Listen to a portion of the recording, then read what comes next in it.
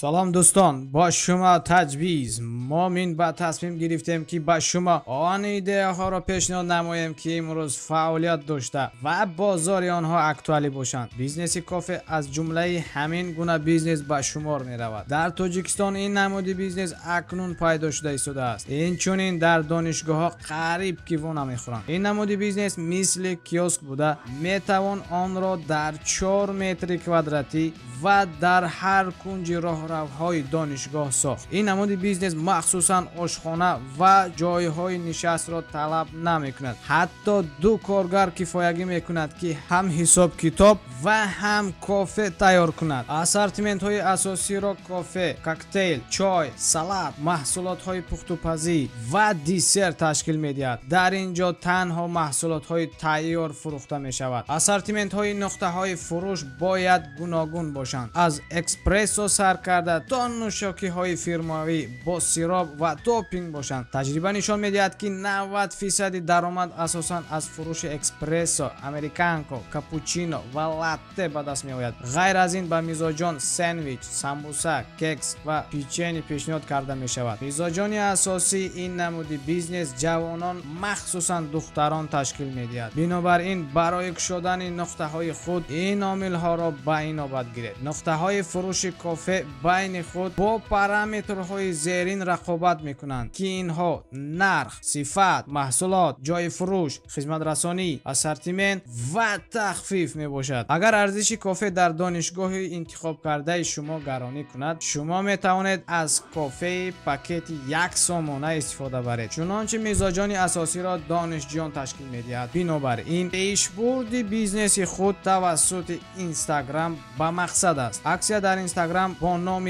لایک را جمع کن و با کافه وصل کن. در یک مدت کوتاه بیزنس شما را در تمام دانشگاه آوازه میکند. 1 لایک برابر 10 درم و این چونین کافه ششم تحفه. بعد این نمودی عکسیه ها بیزنس شما پرواز میکند. این حال در دوام برنامه جناب چک با شما واسطه های ضروری و نقشه مالیوی را پیشنهاد مینماید. گرفتن ورق رچکه را فراموش نکنید. Let's go! Научи, как выживать в тюрьме, как ты выжил. С чего ты взял, что я сидел? Из-за низкого социального статуса. Стоп, что? И очевидного отсутствия образования.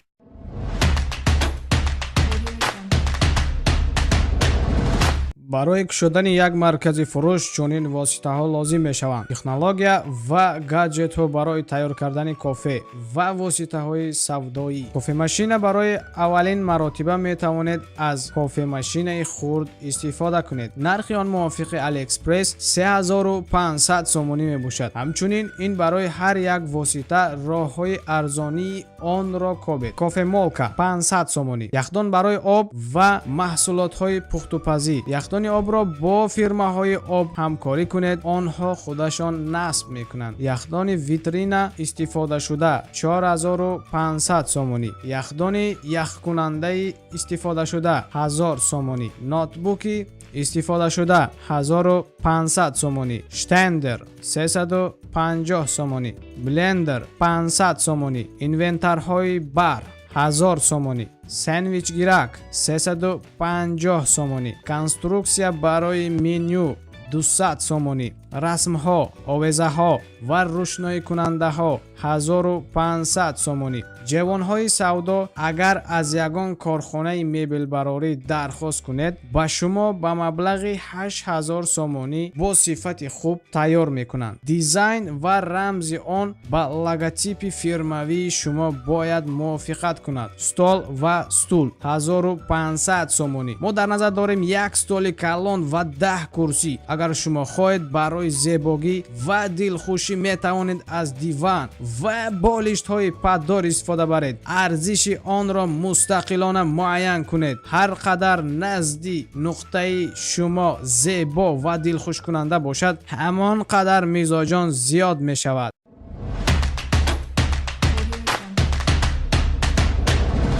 нақшаи молиявӣ барои моҳи аввал ҳисоб карда шудааст ва дар назар гиред ки шояд дар моҳи аввал он қадар савдо нашавад. Агар хоҳед ки дар якум рӯз кушодани бизнеси шумо харидор чунон зиёд бошад ки худи шумо дар ҳайрон монед, намоишҳои ояндаи моро оиди чӣ тавр сар кардани бизнес интизор шавед ва дар комментарий нависед ки шумо онро интизор ва плюс монед. хулас, хароҷотҳои доимӣ. хароҷот барои иҷора 1500 сомонӣ, истеҳлоки воситаҳои асосӣ 500 сомонӣ, андозҳо 500 сомонӣ, хароҷотҳои тағриёбанда, хариди маҳсулот, ашёи хом 10000 сомонӣ, маркетинг 300 сомонӣ, хизматрасонии бонкӣ 200 сомонӣ, музди маош 3000 сомонӣ, қувваи барқ 600 сомонӣ. дар маҷмӯъ хароҷотҳо ба 15000 сомонӣ баробар мешавад. ҳамин тавр ҳамаи сармоягузориҳо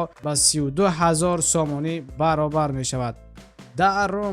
даромад дар як нуқтаи савдо аз рӯи шумораи харидорон ҳисоб карда мешавад. арзиши як чек бо ҳисоби миёна 8 сомонӣ ҳисоб кунем ва дар як рӯз 100 нафар харидорӣ кунанд, дар як рӯз 800 сомонӣ савдо мешавад ва дар як моҳ 20800 сомонӣ. фоидаи соф дар як моҳ ба 5800 сомонӣ ва даромаднокӣ ба 27.8% баробар мешавад. сармоя пас аз 6 моҳ пурра бармегардад. инчунин зиёд шудани шумораи харидорон арзиши миёнаи чек зиёд мешавад. зиёдшавии ин нишондиҳанда аз мотиватсияи бариста алоқамандӣ дорад. бояд бариста аз методҳои фурӯш бохабар бошад, зеро дар вақти фурӯш тавонанд шириниҳо ва дигар намуди хӯрокҳоро пешниҳод кунанд. бояд шумораи харидоронро то ба 150 нафар расонид. як бори дигар бояд қайд кард ки пас аз 2 моҳ ба нуқтаи безарар мерасад. А ну-ка быстро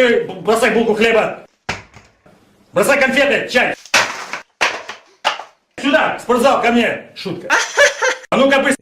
ин буд маълумоти мухтасар оиди бизнеси кофе дар донишгохҳо. агар шумо хоҳед ки бо ин намуди бизнес машғул шавед, ҳатман ин китобҳоро дастрас намоед. силка барои китоб ва дигар воситаҳои лозимӣ дар поён оварда шудааст. барои сабукии кори шумо мо ба ҳама чиз тайёрем. моро дар инстаграм пайдо кунед ва саволҳои худро ба мо диҳед. мо тайёрем барои шумо ҷавоб гардонем. агар шумо дар ягон давлати хорича бошед ва ягон идеяи чолибро дарёфт карда, навори онро гирифта ба мо фиристед, то ин ки мо видеои ҷолиб тайёр карда ба мардуми тоҷик хизмат кунем. як кори шумо 100 нафарро ба ҷои кор таъмин мекунад. ҳоло дӯстон, 1-2 меҳмон дорем омаданд то ин ки овози форами худро нишон диҳанд. пешвоз мегирем эстрадаи минионҳо.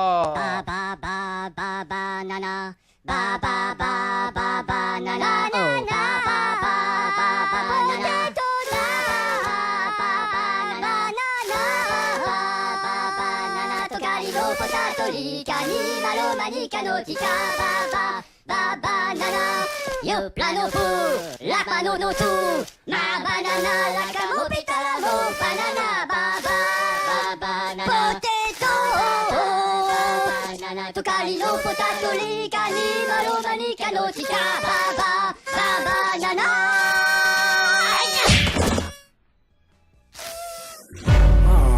Despicable me. дӯстон, подписат ва гузоштани лайкро фаромӯш накунед. ин амали шумо моро ҳавасманд мегардонад. хайр то боздид.